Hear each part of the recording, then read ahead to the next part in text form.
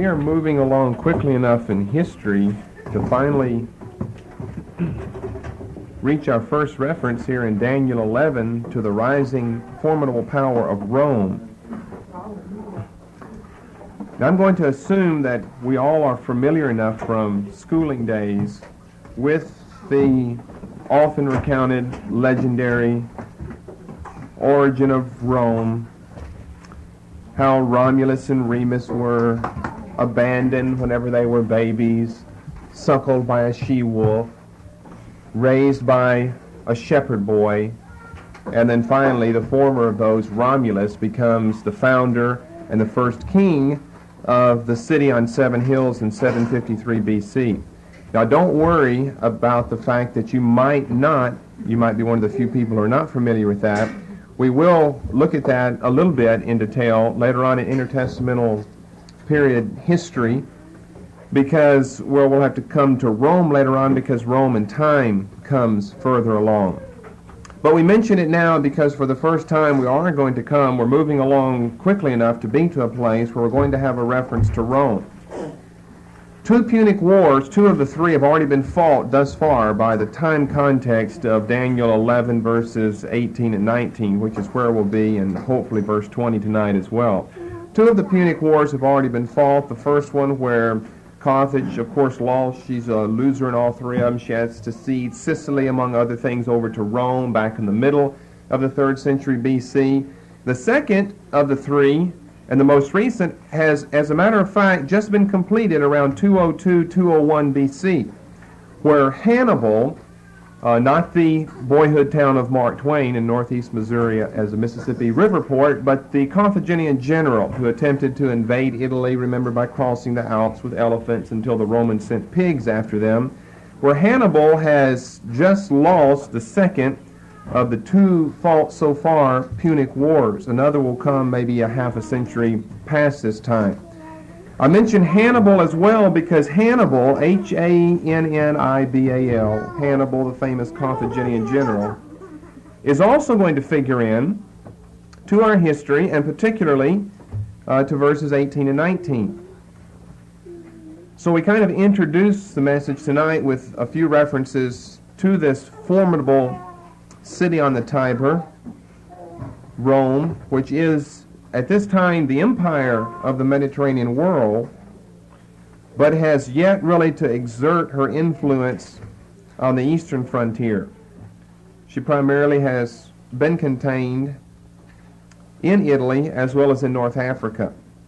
But it's going to be through this, as a matter of fact, it's going to be through some of the mistakes of Antiochus the Great that Rome, for the first time, has the door open on the eastern frontier to begin to take property there. Remember, Rome is supposed to be a very democratic, republic-type nation, and it was at that time. It would take countries or liberate countries and then allow the countries to be free and grant Roman citizenship to certain of the people there, but doesn't mean that Rome was always so humanitarian in her interests and desires and policies and so forth. But anyway, for the first time now we're going to come to a reference to this mighty power of Rome. So where does the reference lie in these verses? Well, you can't really see it as a nation here, but there is one reference to an important Roman general, and when we get through tonight, you'll be a little more familiar with all of the history that goes behind verses 18, well, really all the way down through 20. And we're going to see Rome later in this chapter as well. But you'll be familiar enough with the history of verses 18 through 20 where you can see what I'm talking about, that Rome comes on the scene. But just because she's not pushed her might eastwardly is why we haven't seen her yet. Let's read through these verses. I intend on going through all 3 of these, and this will finish this first major section of Daniel 11 that we've been dealing with so long, to save verses 21 through 35 to begin with next time. After this shall he turn his face unto the isles, and shall take many. We're still referring to Antiochus. But a prince for his own behalf shall cause the reproach offered by him to cease. Without his own reproach he shall cause it to turn upon him. Then he shall turn his face toward the fort of his own land, but he shall stumble and fall and not be found. End of Antiochus III. Verse 20 is kind of a little interlude between verses 19 and 21. It gives us a reference to the eldest son of Antiochus III, Seleucus IV. Then shall stand up in his estate one that causes an exactor to pass over, one who raises taxes, as you have there, in the glory of the kingdom, but within a few days he shall be destroyed, neither in anger nor in battle.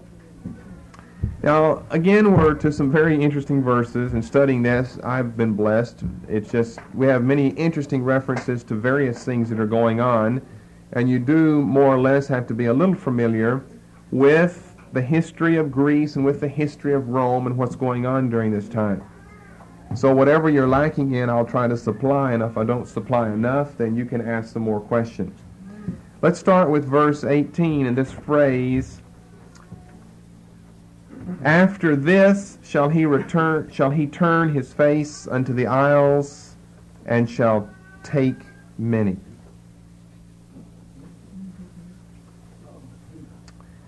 We're still referring to Antiochus III. After this shall he turn his face unto the isles and shall take many. Now the battle of Paneas in 198 BC brought to an end the latest animosities between Egypt and Syria, with the latter, of course, as victor.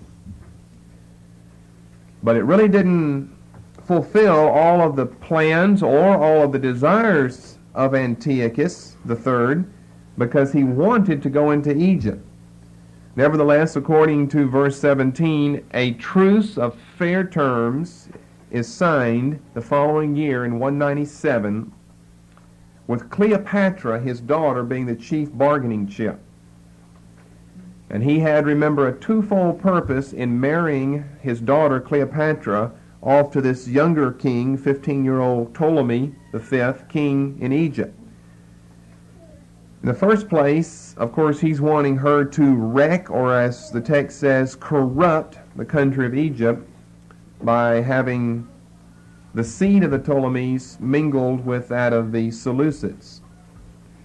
But our purpose tonight would shift into another direction, the other reason we gave why he was doing this, and that is he has plans in the back of his mind against Rome.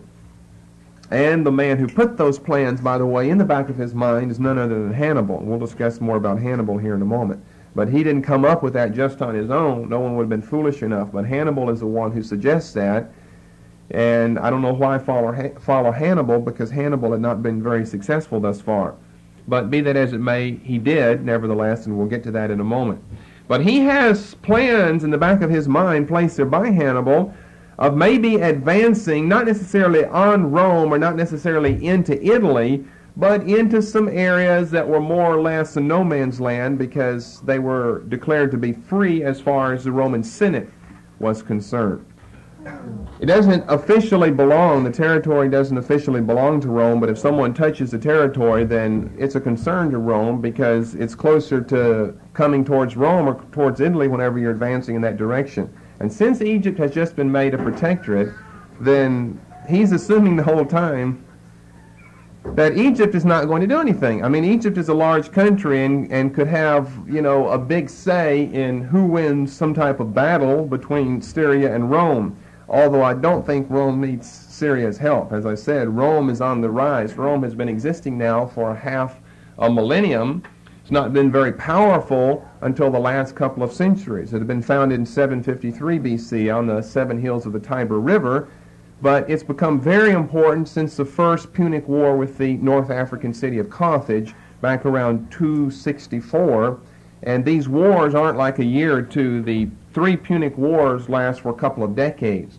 The second one, the one that we'll be concerned about because it just comes to an end here, lasts from around 218 to 202, 201 BC. The next one won't be fought till around the middle of the 2nd century BC. And Rome is victorious in them all. Carthage had been the most important North African Mediterranean sea power up until this time. She had gained the provinces of Sicily, Corsica, Sardinia, and other important places, including the country of Spain.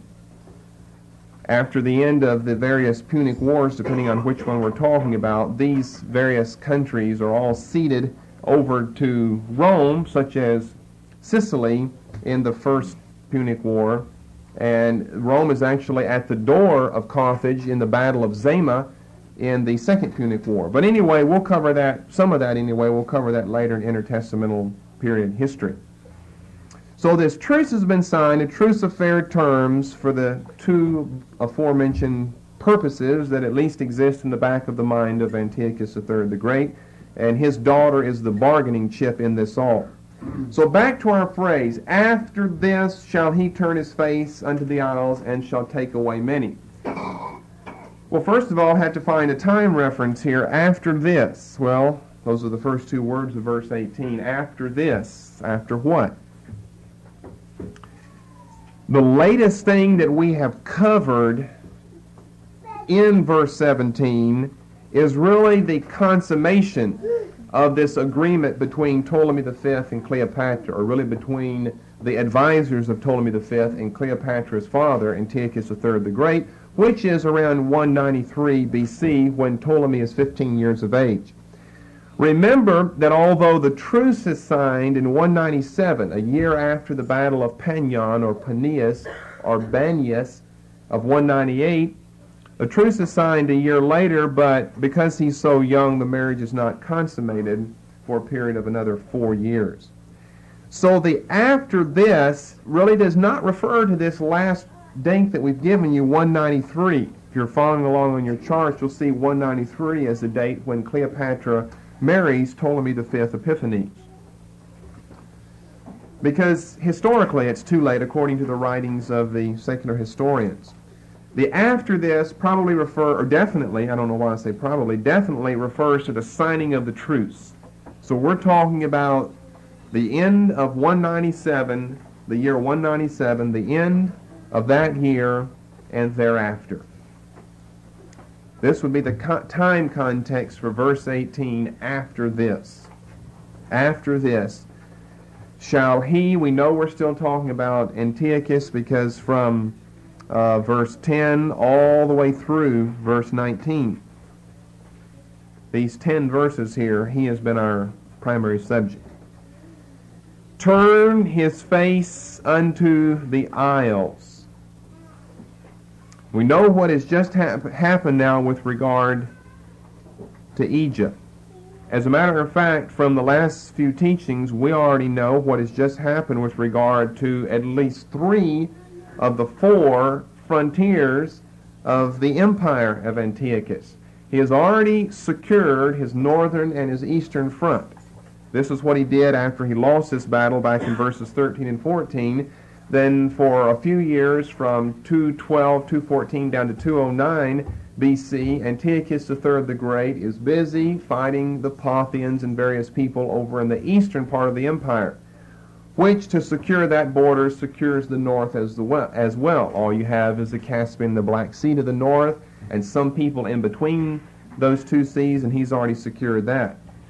With this conquest, really, of the important general Scopas, first at Paneas and then at Zidon in 198, as well as the truce signed the year after in 197, then he secured his southern border.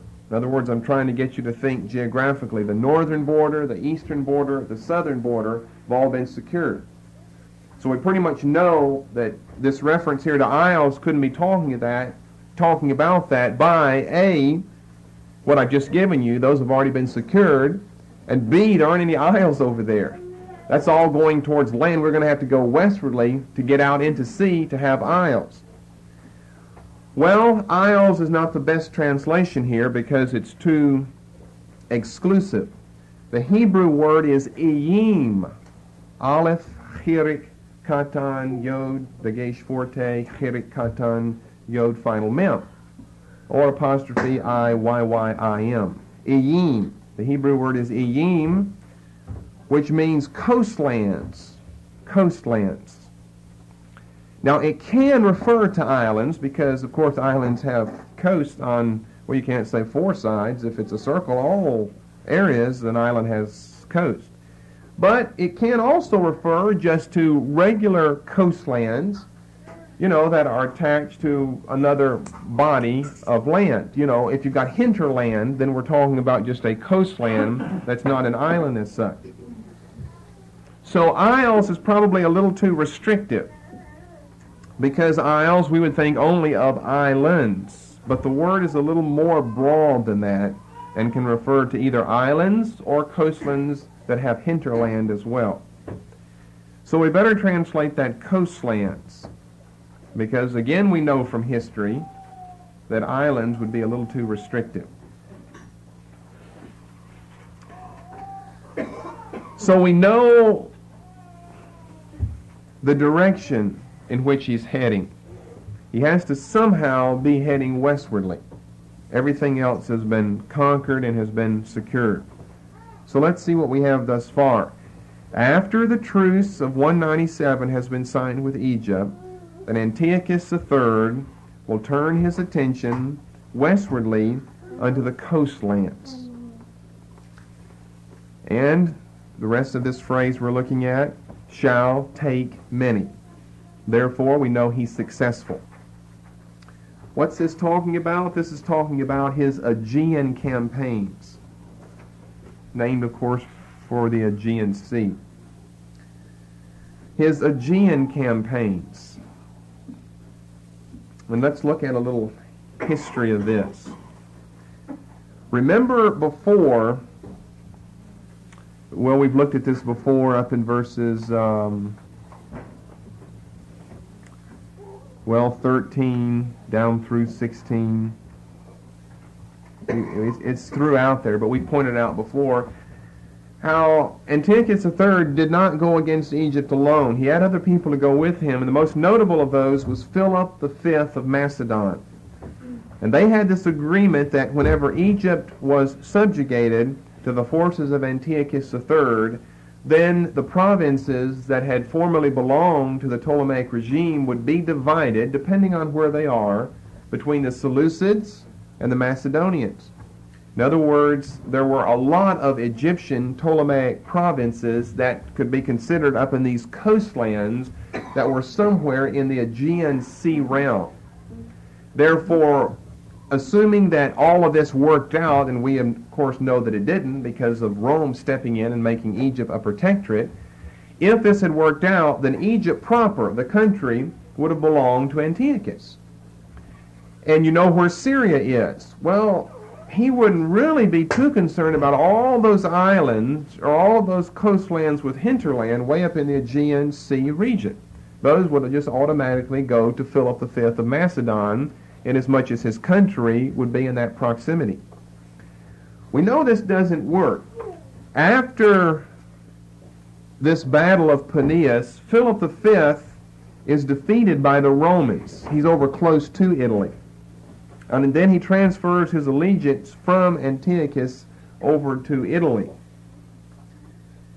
Whenever Rome conquered Philip V, and let me just add this in, I think I've already said this last week before as well, that whenever they did make this decision to attack Egypt and to engage in warfare, that is Ptolemy or Antiochus III along with Philip. Philip, remember, already went out and took some Egyptian provinces up in that area, whether we're talking about islands, whether we're talking about ports like Ephesus at this time.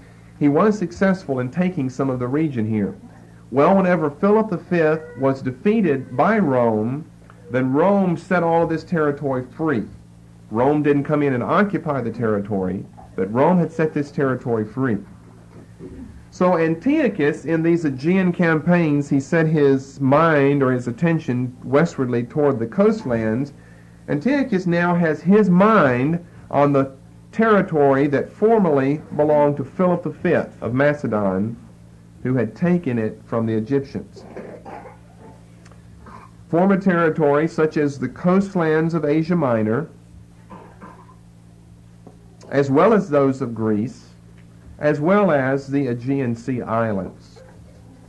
I've been blessed to travel in that area some, and it's incredibly, incredibly beautiful. The island of Rhodes is said to be one of the most beautiful islands in the world. It's one of the old Crusader islands where when the Crusaders were sailing and passing from Europe down to the Holy Land, they stopped and built these incredible crusade fortresses there, and they're still there today, as a matter of fact, almost 1,000 years old.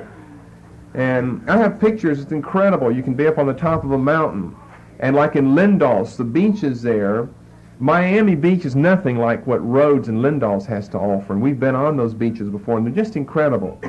You get up on top of a mountain and look down, and you've never seen sand as white or water as beautiful blue and emerald colors. And the rich from all over the world come over here, and you see little Porsches and Mercedes and all types of little things, rented cars, just zooming around all the mountains. I mean, it's up and down a mountain, down the other side on these winding, winding roads. So it's beautiful territory there. It would be something that Antiochus would want to take. Why don't we put that up, and we'll take a look at, you'll even have the island of Rhodes on here, right here. And like you have the city of Rhodes, which is like here, and then Lindos is around the middle. I think I remember that correctly. But here's the territory we're talking about. Here's Syria, here's Egypt. Way over here is the Tiber River and Rome, the city of 7 hills. Carthage is just off the map. This is Cyrene, which is mentioned over in Acts 2. Then this territory here, if you're familiar with North Africa, goes like this, loops up, and then loops back down, so that you've got almost a knob, a peninsula sticking out here. And it was situated up high where it had a beautiful, it still is, the place is still there, the land, the territory, where it had a beautiful vantage point of looking over the Mediterranean Sea. And this is where, right about here, the city of ancient Carthage was. And Rome, it feeds over Sicily. This is Sicily, and you have Corsica and Sardinia, the other two islands up here. Seeds over Sicily in the first battle. It's defeated, the Punic War. It's defeated at Zama, which would be off the map, but it's over here near Carthage. In the second one, the final battle, the whole city is leveled and it's sown with salt. We're not talking about that now. Here's the territory. Look at all the islands that exist throughout here. Here's the coast of Greece. Here's the coast of Asia Minor. Here's Macedonia, so this is where Philip of Macedon had been. Well, he still is, but now he's on the side. He's an ally of the Roman Senate. We're talking about Antiochus over here. He controls all this land, all of Mesopotamia, nearer Iran. He controls the land up here between the Black and the Caspian Sea. This is the Black Sea, and the Caspian is the next one over. He controls the area down south. Egypt, basically, he controls. I mean, he's not there, but it's his territory as far as the truce is concerned. A lot of this territory he controls. But when you get over here, which is what he is really concerned about, this now is no man's land. It's free territory that the Romans have turned back over to the local people. There's a lot at stake here. Not only the coastlands with hinterland in Greece and Asia Minor, but all of these fabulous, gorgeously beautiful islands down here as well. Perhaps Rhodes being the most beautiful of them all, but I don't know. The little rocky, barren atoll of Patmos that we were up on top of as well is just incredibly beautiful. You know, the big ocean liner sails in the harbor of little Patmos. Remember where John writes the book of Revelation.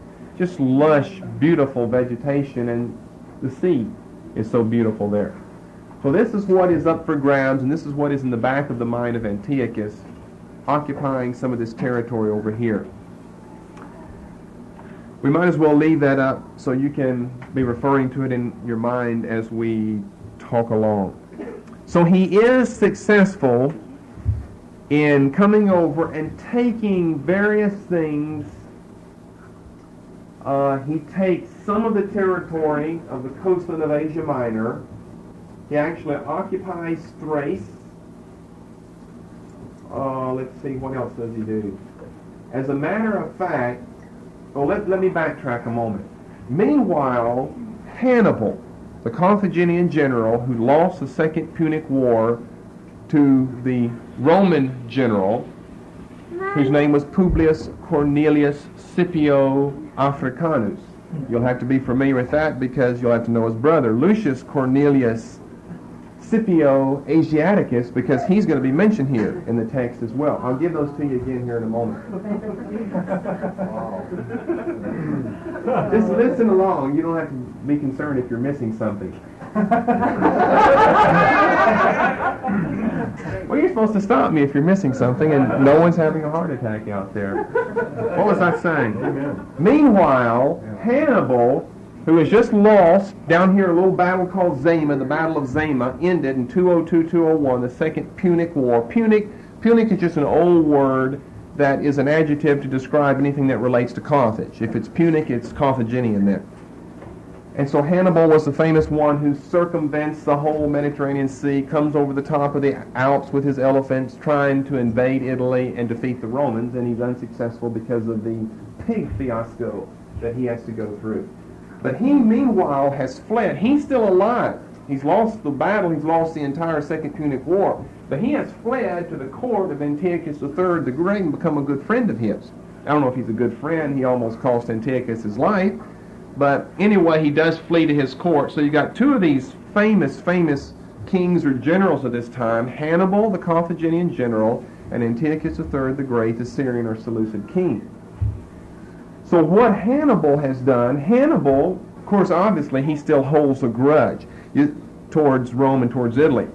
Backtracking again, the Carthaginians were brought up from youth to think of nothing but hatred for the Romans and for the Roman Senate.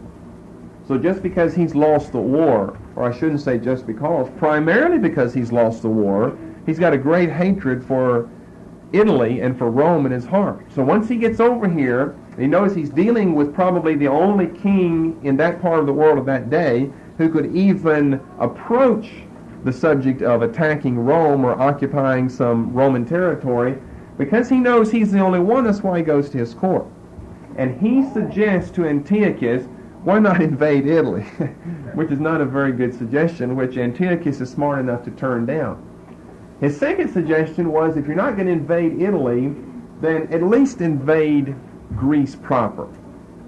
Now Antiochus on his own has already taken this territory along here and Thrace. But with the suggestion of Hannibal, the Carthaginian general, to actually invade Greece proper, that in fact he does. And he establishes, it won't be on here, but we've talked about this famous pass of Thermopylae. We've discussed an earlier battle where Leonidas had lost all of his men, and the Spartans, the 10,000 mighty ones at this famous pass of Thermopylae, which is inland, mainland Greece. He actually establishes a very important stronghold, Antiochus III, in the pass of Thermopylae. So that is how far we're along in discussing and shall take many. He is very successful thus far. Now let me go backwards again in time to give you some of those longer names that we skipped over.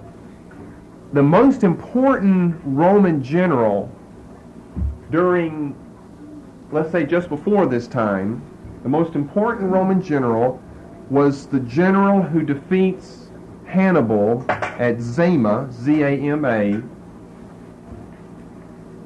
which ends the Second Punic War.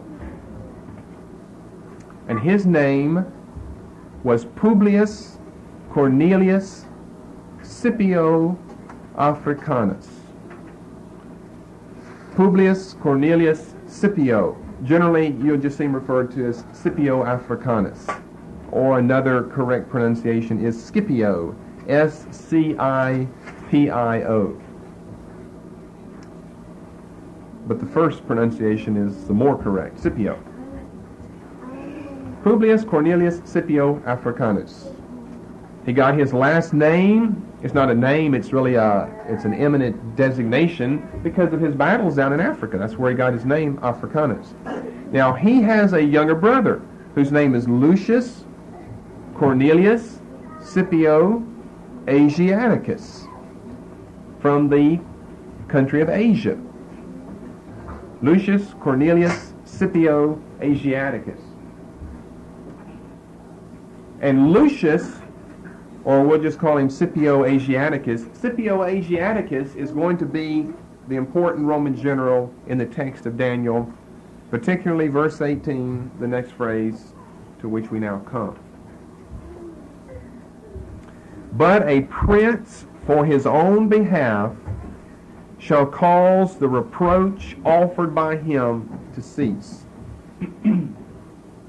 We'll look at this phrase. But a prince for his own behalf, that just means that he's working on his own behalf, just like it says, shall cause the reproach offered by him, by Antiochus, to cease. What type of reproach? Well, remember, whenever Antiochus is marching over here to Asia Minor, then this is more or less interfering with Rome's Monroe Doctrine policy. If you remember the 1823 message of our fifth president to Congress, where for Rome it would apply here and not down into our hemisphere in North America, that although we don't occupy this territory here by means of the Roman Monroe Doctrine, we forbid anyone else to interfere in our affairs or in anyone's affairs in this general area. So it's a policy that was very, very similar to President Monroe's policy back in 1823, where because of the past history from several hundred years of the colonization of overseas property by the great, powerful, but now slowly dying European countries, President Monroe said no involvement in our hemisphere, no involvement by these great European colonial powers in Central America, in Mexico, or in the Caribbean Sea, because to get involved there is to be too close to the United States. For the continuation of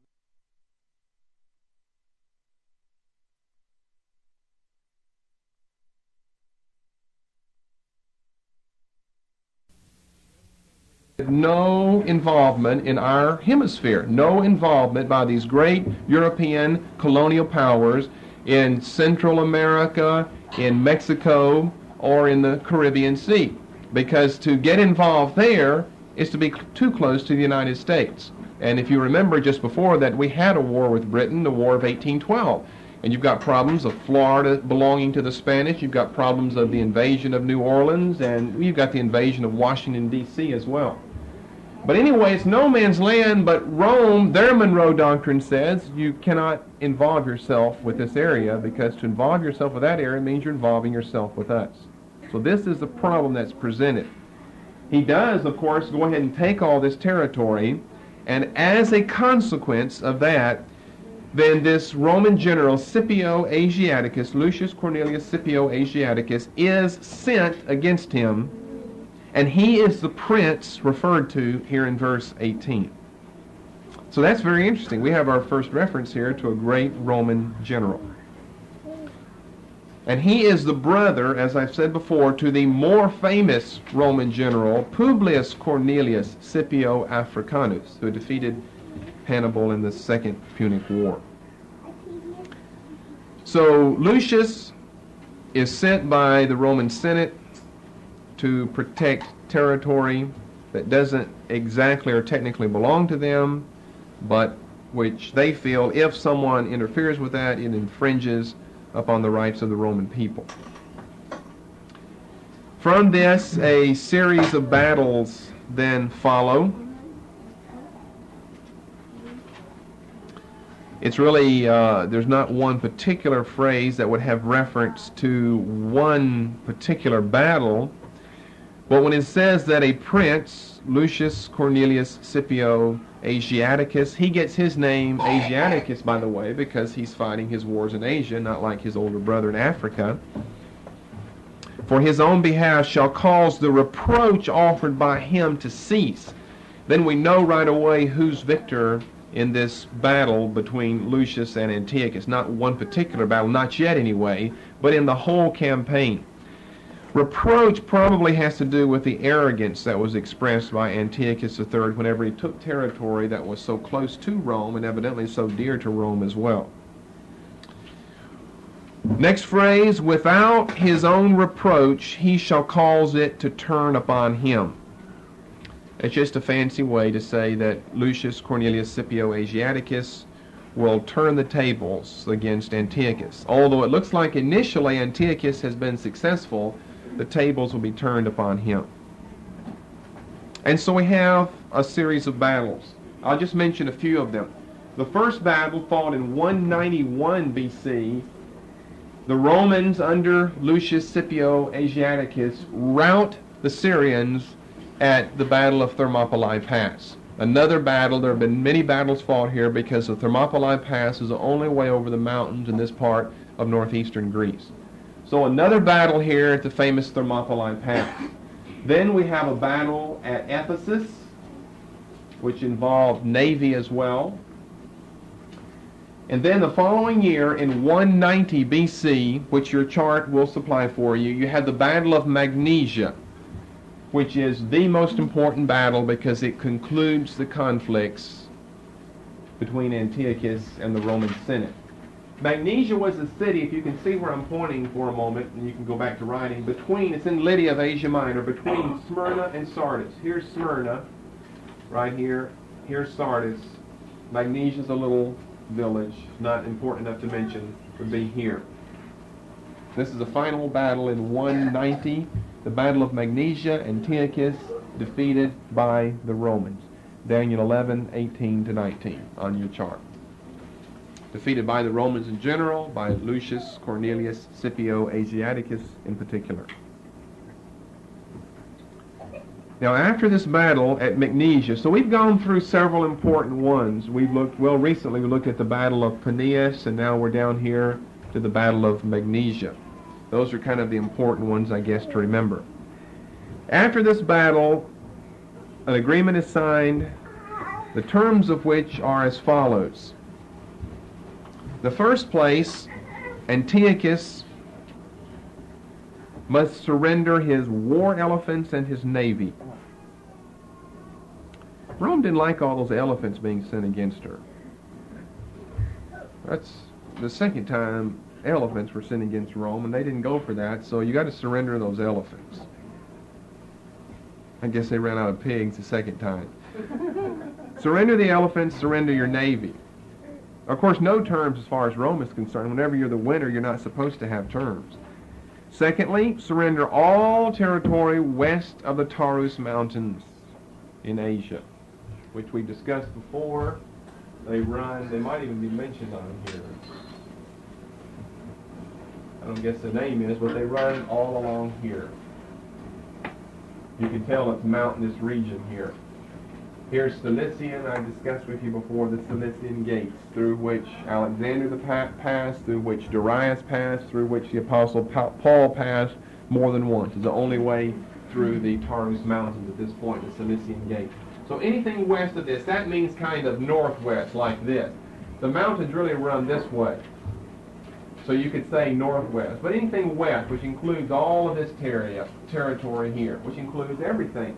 He is allowed to keep his territory. He keeps Palestine, he keeps Phoenicia, he keeps Philistia, he keeps near Iran, he keeps Mesopotamia, he keeps the Parthian region, the Bactrian region. All of that basically belongs to him because Rome is over on this part of the Mediterranean Sea. Rome is a western Mediterranean Sea power, and all of this is too far east for Rome to be too concerned about at this point, although we'll see her go in that direction later on. And thirdly, and probably most traumatically, because it's going to have many ramifications, Antiochus must pay a huge indemnity of 15,000 talents. Now, it's impossible to calculate exactly how much that is, but a talent would be something like 75 pounds worth of silver or gold. You know, we don't measure it like that today. We measure it in ounces today. That gold not long ago was $400 an ounce, and silver was a couple of $100, and silver's way down there now because of the Hunt brothers, but we measure in ounces. We don't say you've got 14 pounds of gold. It's how many ounces that you own. So you multiply 15,000 talents by 75 pounds.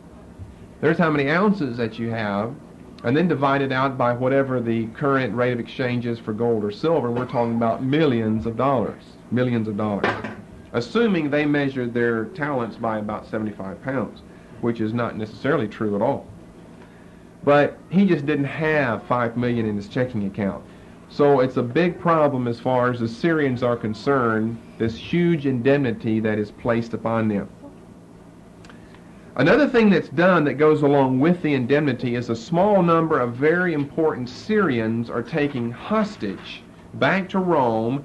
Why? To guarantee the payment of this indemnity. And one of those is going to become very important later on, and his experiences in Rome will prove to be important later on, and that's the younger son of Antiochus III, which will be to a little bit later Antiochus IV. This will become significant for us later on. So I think it's like a dozen important Syrians are taken to Rome as hostages. And if I remember correctly, Antiochus IV lives there for about 12 years to make sure that the 15,000 talents are paid. Okay, that's verse 18. Verse 19. Verse 19 appears to be a statement of great irony. So I'll say that, and then maybe you can better understand it. And then I'll explain it as well. It appears to be a statement of great irony. Let's look at the first half. Then he, Antiochus III, shall turn his face toward the fort of his own land. What's the irony? Well, Antiochus has always had his eyes on someone else's fort. And finally, someone puts him permanently in his place where the only thing he has to look forward to is looking at the inside walls of his own fortress. So probably the reference here is a reference in irony to the fact that the fate of Antiochus III is basically sealed. Although he's not literally confined to a particular city or something, he's got to be busy raising this money for this 15,000 talents of silver or gold. He's not going to pose a threat to anyone anymore. So that's probably said in irony. He shall turn his face toward the fort of his own land. And then finally the last half of this verse, and he shall stumble and fall and not be found, which of course is a reference to his death. He found it necessary, in order to raise the required indemnity payment, to rob the temples spread throughout his empire of their treasures, their gold, their silver, to come up with enough money. Remember, he's done this before. He robbed the temple of the chief goddess of Ecbatana that we've already discussed several weeks ago. But he does stumble and fall in that finally in 187 BC, he's finally killed while plundering someone's temple over in Elam.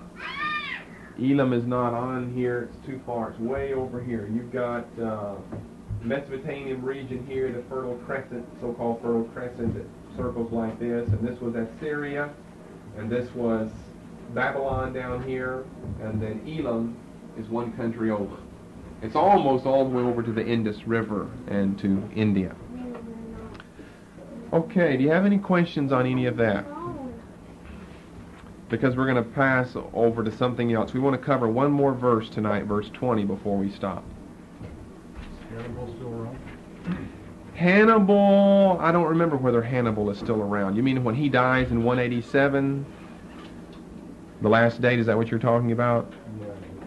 Was he involved in the third siege? Oh, no. No. It involved a whole group of people that had descended from Hamilcar Barca. As a matter of fact, Hamilcar was the father of Hannibal. And you get a lot of important people. And you have other people from Hamilcar Barca that are involved in the final and third Punic War. That's somewhere around 160, 150 BC. Does Rome own all that land then that they took? No, Rome really doesn't own all the territory. Rome, remember, is very republicly, democratically minded. And so it turns the territory back over to the people, and it becomes a free area, free state. That's not going to continue, however, very much further past this period of time. We know the reason why we'll have to discuss Rome in a lot more detail further in intertestamental period class is because Rome is the country of the world in Christ's day.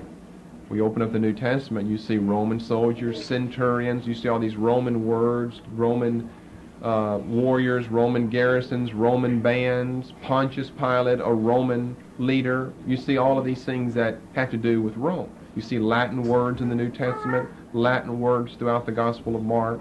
So we'll definitely have to know something about Rome. But just take that, for example. Rome so far has been turning territory back over to people because it's just because she's not strong enough. I mean, to own all this territory, you have to be able to station garrisons and troops there and occupy the territory. And if you don't have the wherewithal to do that, well, you're a mighty Mediterranean sea, naval, and land power, but it doesn't mean you can actually take as your possession all of these countries. Because as soon as you go home, then who owns it? Well, the people that live there. But what about Palestine? Well, Cornelius was stationed there in Palestine, Acts chapter 10. They were stationed there. They had garrisons there. The fortress of Antonia had been built, where Christ was tried on one occasion. The fortress of Antonia was a place where a Roman garrison was established there. Pontius Pilate was a Roman leader there. And you even have mentioning in Gospels like Luke, in Luke chapter 3, that it came to pass in the days of Caesar Augustus, when all the world was to be taxed. That is, as part of the world to be taxed. We know we're talking about Roman Caesars there. We know we're talking about the time of Augustus. This is when Christ was born. And Christ grew up during the period of Caesar Tiberius, another Caesar that came after that. And then you have a whole series of the Caesars that come after that. But we'll discuss that. We have to discuss that whenever we get to the New Testament, so we'll know something about the political backgrounds behind the gospel accounts, the life of Christ, and the travels of the Apostle Paul. Is Hannibal then? He's the guy that rules Rome at this time? Hannibal? No, Hannibal is a Carthaginian general. Rome at this time is ruled by the Senate. You see, not until the first triumvirate do we have a sovereign, and that's Julius Caesar, over Rome and over the Roman Empire. Until that time, remember, we're talking about president of the Senate and vice president of the Senate, a group of men that control. But your chart will even supply that for you later on. By the time we get down to the first triumvirate, and by the time we get down to the second triumvirate with the battle of Augustus and Mark Antony, and that's where Cleopatra, the famous Cleopatra, comes in because of the battle of Actium, and all of that we'll discuss later on. But yes, Hannibal is the Carthaginian general who's a nobody because Carthage has been defeated at this time. But Rome is controlled by a Senate. It technically is a republic at this time. It technically has been a republic. It's supposed to be the earth's first republic.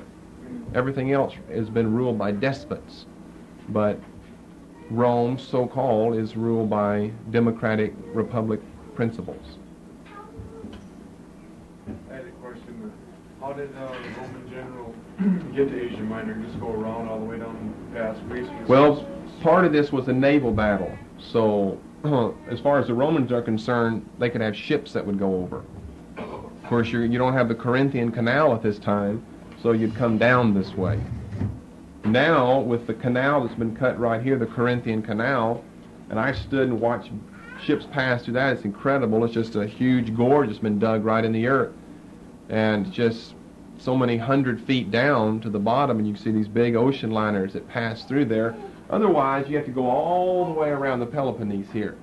And now when ships are going from this part of Greece to this part, you just have to come through here and go through the Corinthian Canal.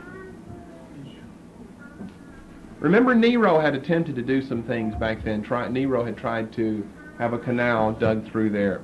And it was only like a mile wide between this part over here and this part of water over here.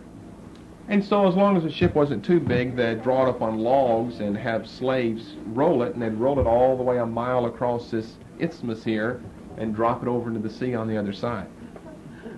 But ever since the late 1800s, the last part of the last century, like around 1889, somewhere around then, we finally had the engineering feat to dig the Corinthian Canal.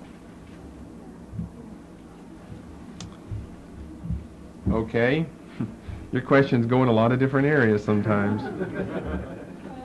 Let's come down to verse 20 then. So we're through with the life. We're talking about a reign of 3.5 decades for Antiochus III, one of the great, great kings of the Seleucids and of ancient Syria. whenever he dies in 187, that his eldest son, Seleucus IV Philopator, comes to the throne. His most important son is his younger one, Antiochus IV Epiphanes, and he will be the subject of verses 21 through 35.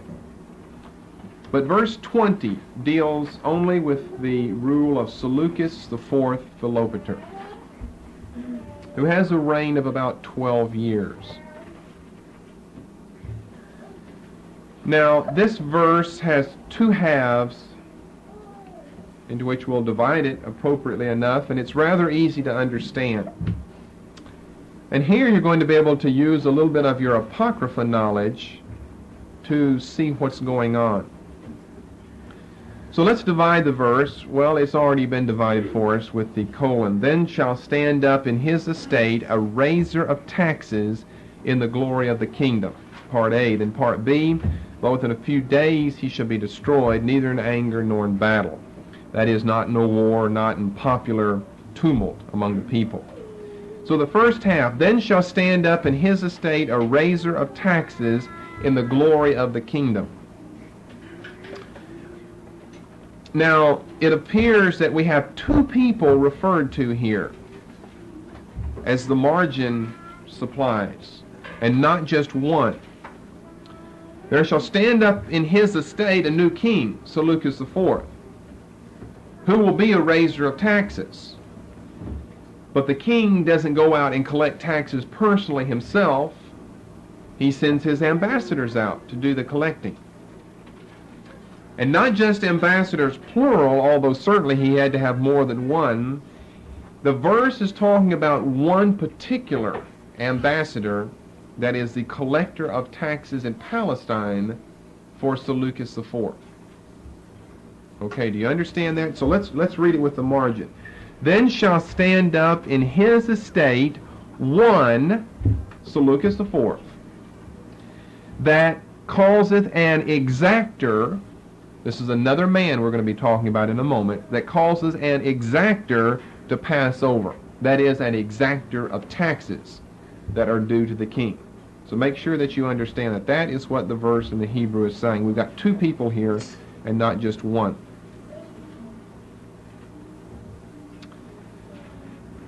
Now, it's no coincidence that he's called a raiser of taxes. He inherits a vast empire from his father, but he also inherits an empty treasury because of his father's war with Rome. His father not only had to pay an initial 15,000 talent indemnity, but that had to be kept up year by year in the form of 1,000 talents. So the treasury of the Seleucid Empire has simply been drained to nothing. And in order to have enough money to continue to pay the 1,000 talent yearly indemnity charge, he's rather hard pressed, so he has to come up with some scheme, and of course he decides to increase the taxes of the various provinces that are dependent upon him. So he sends out tax collectors. Tax collectors in the plural. We're not concerned about tax collectors that are sent to the Bactrians or the Parthians. We're only concerned about Israel. Okay, what about this phrase? Then shall stand up in his estate a king who's going to cause a tax collector to pass over in the glory of the kingdom. Now, what does that phrase mean? Well, I've already told you. We've looked once in verse 16, and we skipped ahead to look once in verse 41 at a particular designation of Israel. It's called the glorious land. Well, here the terminology is different, but obviously it's similar. In the glory of the kingdom. The glory of the kingdom of the Seleucids is the little land of Palestine. Now, of course, the Seleucids don't think that, but as far as the angel and Daniel and God are concerned, the glory of the Seleucid kingdom is not Syria or Antioch or Seleucia or Mesopotamia or something. It's the little despised country of Palestine. So that's how we know something is going on with reference to Palestine. So now, let's call to mind the fact that we've had a reference to Jews back in verse 14, the violet of thy people. We've had our first reference to Israel in verse 16, the glorious land, and now our second reference to Israel. Verse 20, the glory of the Seleucid kingdom is Palestine. Verses 21 through 35 will give us many more references, so we'll stop tallying them up after tonight. But there are our first references to the Jews as people and to the Jewish territory. Okay, here's what happens historically.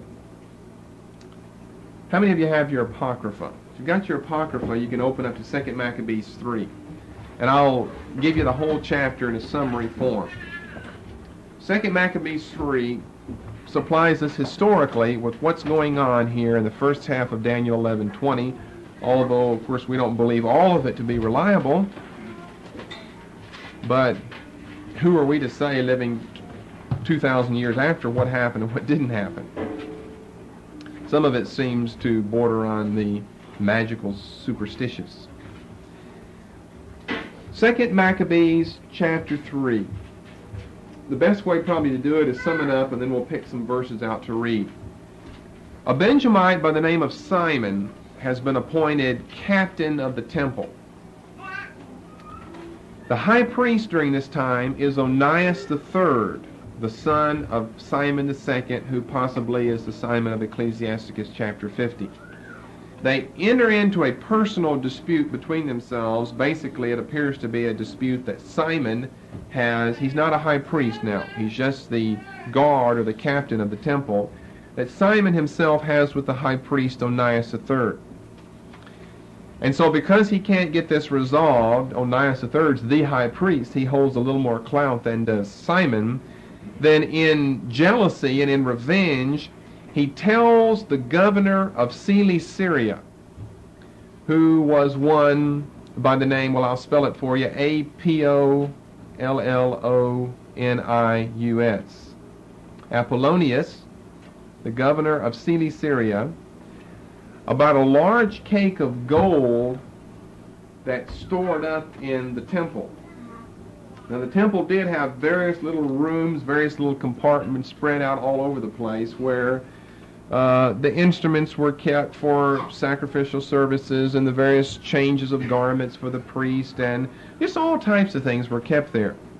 And so Simon tells Apollonia, the governor of Cilicia, that hidden there also is a large cake of gold. Well, Apollonia, being the faithful governor of Cilicia, reports this back to Seleucus IV, the king we're talking about in Daniel 11 and verse 20, telling him that they are hiding a lot of gold from you down in the temple in Palestine, in Jerusalem. Now, Seleucus desperately needs this to help pay the 1,000 talent a year indemnity to Rome. And so he sends his chancellor to investigate the matter, one who goes by the name Heliodorus, in 2 Maccabees chapter 3. Now the priests claim, for instance in verse 10, that the money is laid up for widows and orphans, for the support of widows and orphans, and some of it evidently was a bank account for Hyrcanus, who was the son of the Tobiad family. And so with that in mind, I'll pick up with verse 22. You understand all that so far? We've read this whole chapter before and discussed it. But now you'll see where it fits into the period between the Testaments, historically speaking. Now the people are all concerned because Heliodorus has asked for the money, and the priests say, no, it belongs to the orphans and the widows, and part of it is a bank account to Hyrcanus, son of Tobias, and he wants to go in and get it anyway. And of course, they're all horrified over that. So they're calling on the Lord, Lord, protect your temple and your gold. While the people were calling upon the Lord Almighty to keep the deposits intact and safe from those who deposited them, Heliodorus proceeded to carry out his decision. But at the very moment when he arrived with his bodyguard at the treasury, the ruler of spirits and of all powers produced a mighty apparition, so that all who had the audacity to accompany Heliodorus were faint with terror, stricken with panic at the power of God. They saw a horse, splendidly caparisoned, it's a vestment that a horse wears, with a rider of terrible aspect. It rushed fiercely at Heliodorus, and rearing up, attacked him with his hooves. The rider was wearing golden armor. There also appeared to Heliodorus 2 young men of surpassing strength and glorious beauty, splendidly dressed. They stood on either side of him and scourged him, raining ceaseless blows upon him. This is this pagan ambassador trying to steal the Lord's money, you see. So he sent 2 big 10-foot angels to tackle Heliodorus. He fell suddenly on the ground, overwhelmed by great darkness, and his men snatched him up and put him on a litter. This man, who so recently had entered the treasury with a great throng and his whole bodyguard, this man was now borne off by them quite helpless, publicly compelled to acknowledge the sovereignty of God. And as a matter of fact, he's so bad off that he's down to his last breath. And so some of his companions, we read in verse 31, beg Onias to pray to the Most High for forgiveness for him. So he does pray, verse 35, he offers, Heliodorus ends up offering a sacrifice, made lavish vows to the Lord who had spared his life, all the way down to verse 40. So runs the story of Heliodorus and the preservation of the treasury. Very interesting account. We really don't believe all the apparitions that happen there, but this man is the exactor of taxes. Heliodorus is the exactor of taxes in Daniel 11 in verse 20. Simon continues to bring accusations against Onias III, slandering him, so Onias finally takes a trip to Antioch himself to see the king, Seleucus IV, who evidently dies the very time whenever Onias III arrives in Antioch. Most people have suggested, it comes through Livy's, the Roman historian's history, that he was poisoned by Heliodorus. Thus, after 12 years, we have the death of Seleucus IV, to whom we'll not devote that much time or attention, just what we've done thus far, because only 1 verse is given to him in Daniel chapter 11. So when it says in the end of the verse, within a few days he shall be destroyed, neither in anger nor in battle, it didn't come in war, it didn't come through popular tumult among the people, but through malicious envy at the murderous hands of Heliodorus. He ruled 12 years. Would that be considered a few days? Well, yes, if your father ruled almost 4 decades. That's what he means by a few days.